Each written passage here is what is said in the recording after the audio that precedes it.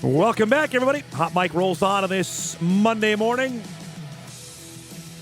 We're down to the final four teams left in FCS football for a chance to win the national championship. Sam Herder joins us each and every Monday at 9:35. The Road Warrior, who went to both Brookings and Vermilion on Saturday. I want to get to that in just a moment. But three Valley teams, never happened before in the last four. What's your overarching theme or takeaway from what we saw this past weekend to get ready now for the semifinals? Yeah, I think it probably just hammers home that there has been a separation, of these top four from everyone else. Meanwhile, like UC Davis, that was, a pretty competitive game as well in Vermilion. So UC Davis was kind of just on the outside. But going into this bracket, and you look at the matchups, you felt pretty good about Montana State making the semifinals, North Dakota State, South Dakota State. And then in the one corner, we kind of looked ahead to this matchup. We saw UC Davis, South Dakota going, okay, that could be the one interesting one. Then, of course, USD pulls it out. And so the top four all make it to the semifinals. I think I saw that the last time that happened was 2011 when all the top four have made the semifinals. So it's not common where everything goes chalk, into the quarters and the semifinals. But it kind of makes sense that it did this year because it seems like these were the four that we're all kind of looking at. So you put this tweet out. I want to make sure I find it because it was really good on what you said, that the challenge for Incarnate Word, Davis, and Mercer now, after terrific seasons, is reloading. We've seen a lot of teams rise for a playoff run and then fall off. Each have what it takes to be a consistent playoff squad, but big seniors to replace, recruit, develop, and try to retain. And that is the million-dollar question. And I say that, obviously, with money being thrown out there. For teams to bubble up, and we've seen it, Sam, to have a great year and then fade away. And that's the only way we're going to have anybody stick around, is they've got to make sure this is not just a one-year flash in the pan.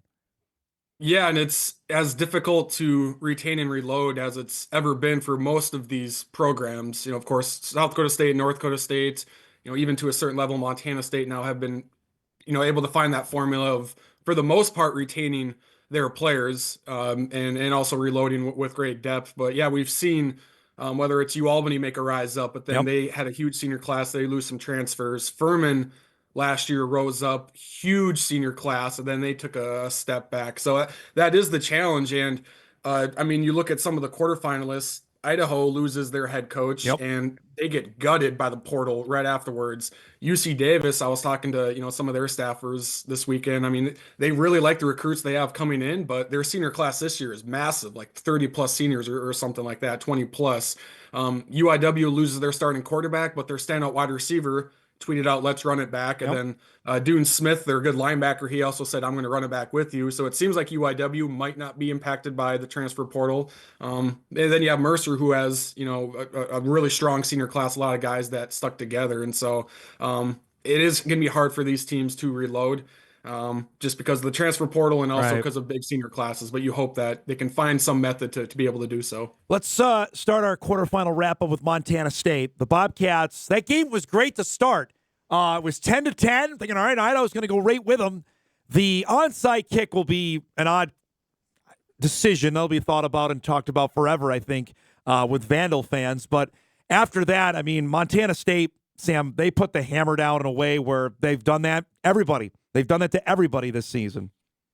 Yeah, you and Coach X said it too, that they'll have to play a perfect game to beat Montana State, and I think that's going to be the case for everyone, at least in Bozeman. Like in Frisco on a neutral field, it's a little bit different, but for now for USD, I think they'll have to play a darn near perfect game because Montana State has that ability where you're hanging around and then they go up. Montana State goes up one score and then a turnover or something, and then boom, they hit on an explosive play. It's 14 points. The crowd is, on top of you, and then things snowball, and the opposing team's a little shaky, and the next thing you know, it's a 17-point lead, then a 24-point lead. Like, they just avalanche you so quick, where even if you stick around for a little bit, they can turn one mistake and turn it into a pretty decisive game. And once Montana State gets a 2-score lead on you with how they do a pretty good job limiting the explosive plays and how they run the ball, it's very hard to come back and beat Montana State. And we saw that.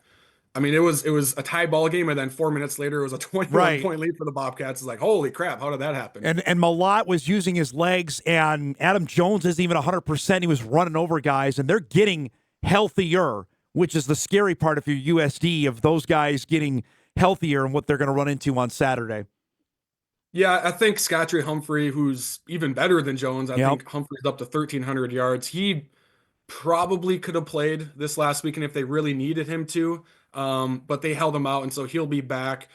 Julius Davis, it sounds like they expect him to be back at some point, but he's already coming off of an ACL tear from last year, and then he had another, I think like a meniscus.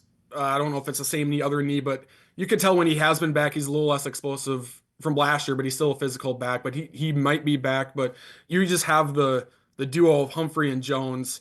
And that's really good. And Montana State's offensive line, I think, is probably the best in the FCS. I mean, they have an All-American center sitting on the sidelines right now that can play, but they've held him out because he's been injured. Now that he's healthy, though, they don't want to necessarily bring him back and kind of mess with the flow of things. I think Marcus Weir is going to be an NFL draft pick.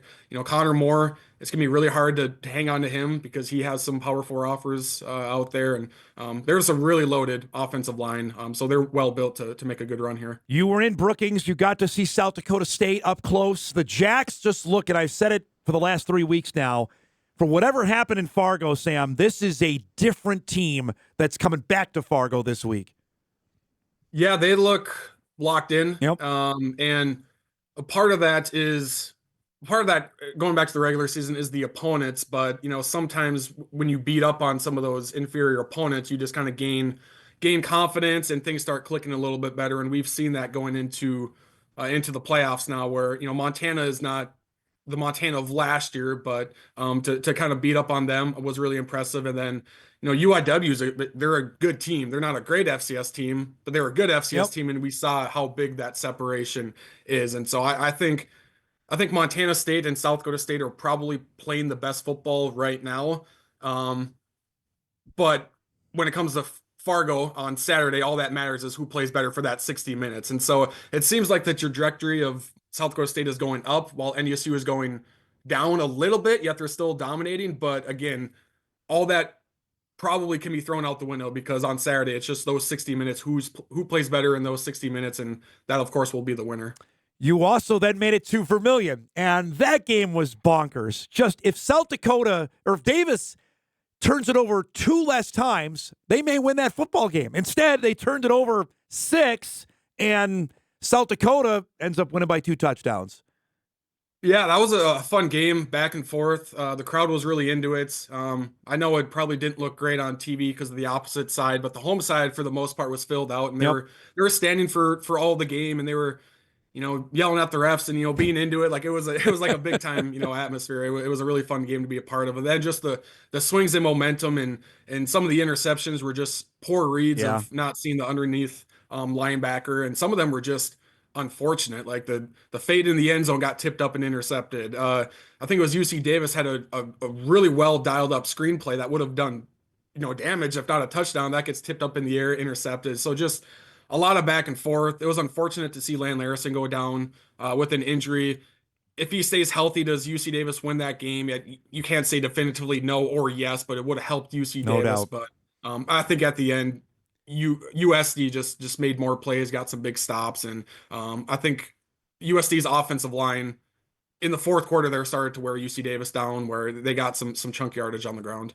Miles Hastings threw 5 picks in that game. And 2 of them, again, were in the red zone. Just anything there, anything else, and we don't know what we're talking about today, right? We could have a different result this morning.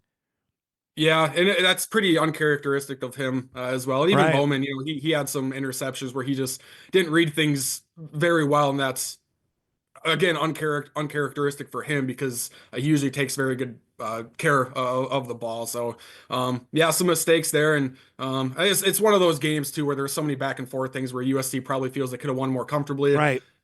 For the Yotes, and then UC Davis feels like, well, some of these mistakes, and maybe it is a different ball game if we don't make those mistakes. The Bison, by the way, did win by 24. I think we have to remind people of the dominance of what they did. It wasn't pretty by any means, I don't think, but offensively they started off, they were up 14-0 in the first 4 minutes of the game.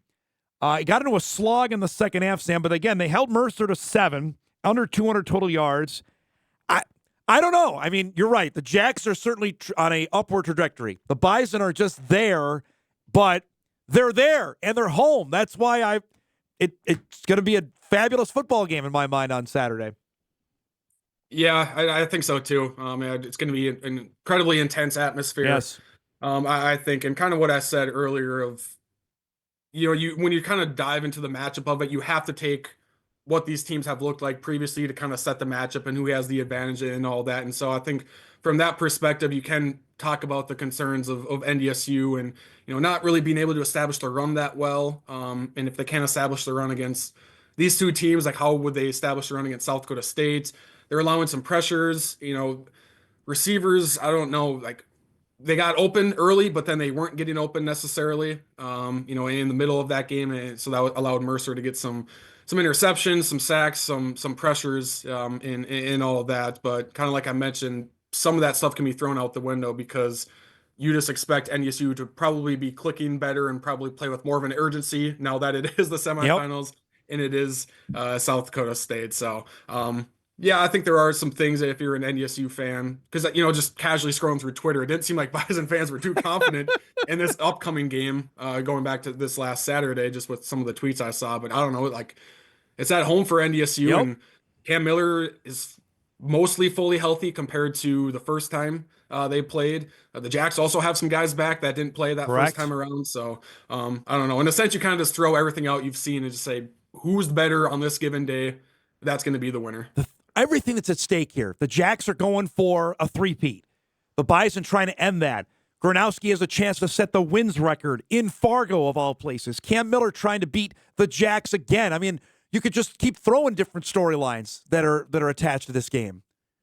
Yeah, and I'm trying to figure out the best way to kind of phrase this game to kind of pump it up because I don't think it's the game with the biggest implications ever No. because obviously they played in the title game a Yep. couple of years ago, but as far as It's pretty darn just close. In my mind, it's yeah, pretty darn just close. just the implications in it and what's at stake and maybe like what's the most pivotal just because it can be a turning point in a sense for both programs where like what is a dynasty, what's not a dynasty, I don't know. To me, I think you have to three-peat to be a dynasty. So can NDSU end South Dakota Yeah. State's dynasty like South Dakota State ended NDSU's dynasty? Obviously NDSU had the upper hand earlier this year, but I think a lot of us kind of looked at it and said, okay, they're probably going to meet up again.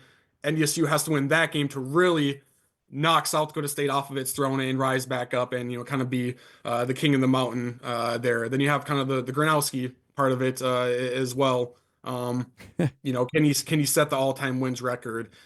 Cam Miller finally on the other side, Cam Miller finally beat South Dakota State last time, but can he win the big game against South Dakota State? So it's not the biggest implications, but it could be the most pivotal matchup and maybe the most intense matchup as well. Because you go back to the title game and it was kind of an odd buildup because it kind of seemed like a lot of people assumed Yes. South State was going to win that Yep. game just with how things were lining up. This game to me is 50-50. South Dakota State is a 2.5 point favorite. Yeah.